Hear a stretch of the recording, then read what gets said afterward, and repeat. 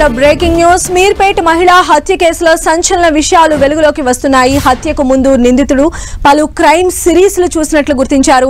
ఇటీవల మలయాళంలో విడుదలైన సూక్ష్మదర్శిని అనే సినిమా స్ఫూర్తితోనే హత్య చేసినట్లు పోలీసుల ముందు ఒప్పుకున్నట్లు సమాచారం. హత్య అనంతరం యాసిడ్ రసాయనాలతో శరీర భాగాలను కాల్చి ముద్ద చేశాడు నిందితుడు. దుర్వాసన రాకుండా కెమికల్స్ వాడినట్లు నిర్ధారించారు. అటు DNA రిపోర్టు రాగానే గురుమూర్తి పైన హత్య కేసు నమోదు చేయనున్నారు.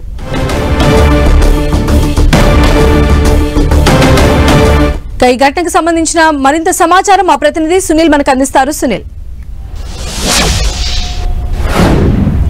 సంచలనంగా మారినటువంటి మీర్పేట మర్డర్ కేసులో పోలీసుల దర్యాప్తులో సంచలన విషయాలు బయటకు వస్తున్నాయి. ప్రధానంగా నిందితుడు గురుమూర్తి తన భార్యను హత్య చేసే ముందు కొన్ని సినిమాలు ఓటీటీలో కొన్ని సినిమాలు చూసినట్లు కూడా తెలుస్తుంది. క్రైమ్ సిరీస్ చూసి ఈ హత్యకు ఒక ప్లాన్ వేసినట్లు కూడా పోలీసుల ముందు కొంత సమాచారం అటు గురుమూర్తి వెల్లడించినట్లు కూడా సమాచారం తెలుస్తుంది. అయితే మలయాళంలో ఇటీవల విడుదలైనటువంటి సూక్ష్మదర్శిని చిత్రాన్ని స్ఫూర్తిగా తీసుకొని మర్డర్ చేసినట్లు కూడా పోలీసుల ముందు గురుమూర్తి ఒప్పుకున్నట్లు కూడా తెలుస్తుంది. ప్రస్తుతం అయితే గురుమూర్తి అసలు మర్డర్ చేయడానికి గల ప్రధాన కారణం ఏంటి, ఎందుకు మర్డర్ చేయాల్సి వచ్చిందన్న దానిపై కూడా పోలీసులు అనేక కోణాల్లో దర్యాప్తు కొనసాగిస్తారు. అయితే ఏ ఒక్క క్లూ కూడా పోలీసులకు లభించకుండా పక్కా ప్లాన్ తో పక్కా స్కెచ్ వేసి తన భార్య మాధవిని హత్య చేసినట్లు కూడా పోలీసులు గుర్తించారు. సైంటిఫిక్ ఎవిడెన్స్ తో పాటు టెక్నికల్ ఎవిడెన్స్ ఆధారంగా గురుమూర్తి ఆధారాలు సేకరిస్తున్నారు. సంధ్య, అయితే ఆ మృతదేహానికి సంబంధించి అతడు పలు రకాల కెమికల్స్ కూడా యూజ్ చేసినట్టు తెలుస్తుంది. అంటే ఆయన ఎక్కడి నుంచి వాటిని గూగుల్ చేసి తెలుసుకున్నాడా, దీనికి సంబంధించి ఎలాంటి గ్రౌండ్ వర్క్ చేశాడు, వాటిని ఎక్కడ పర్చేస్ చేశాడు,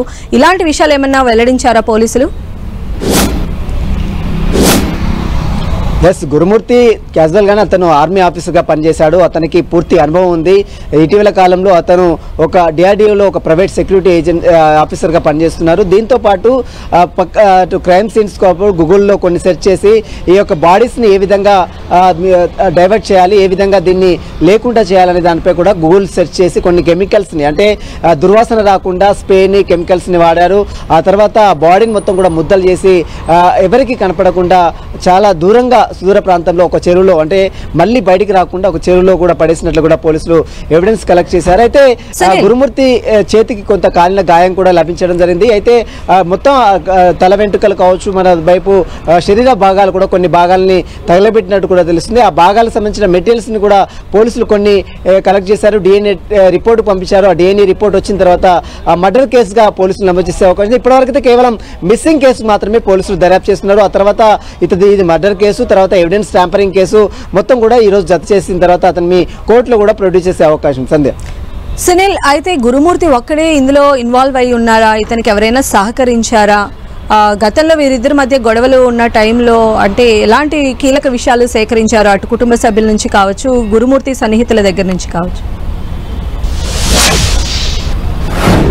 ప్లస్ గురుమూర్తి కాల్ డేటా కొంత పోలీసులు సేకరించారు. అతను హత్య చేసే ముందు ఈ 2-3 రోజుల్లో ఎవరెవరితో మాట్లాడారు అన్న కాల్ డేటా తీసిన తర్వాత తన కుటుంబ సభ్యులు, తన సోదరితో, తన కుటుంబ సభ్యులతో ఫోన్లో మాట్లాడినట్లు కూడా తెలుస్తుంది. దీంతో పాటు ఆమె కాల్ డేటా కూడా, మాధవి కాల్ డేటాను కూడా పోలీసులు కొంత గుర్తించారు. ఆమె ఎవరెవరితో మాట్లాడింది అనే దానిపై కూడా పోలీసులు అన్ని ఆధారాలు CDR ఫైల్స్ కూడా తెప్పించుకోవడం జరిగింది.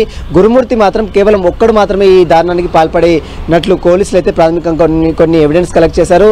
అతి దారుణంగా క్రూరంగా చంపేసిన తర్వాత ఆ ముక్కలు చేసి, బాడీని ముక్కలు చేసి విడిభాగాలు మొత్తం కూడా కొన్ని విడిభాగాలని ముద్ద చేసి కొన్ని విడిభాగాలని కాల్చివేసి ఆ తర్వాత కొన్ని చెరువులో పడేసినట్లు కూడా కానీ ఎక్కడ కూడా ఒక్క మృతదేహానికి సంబంధించి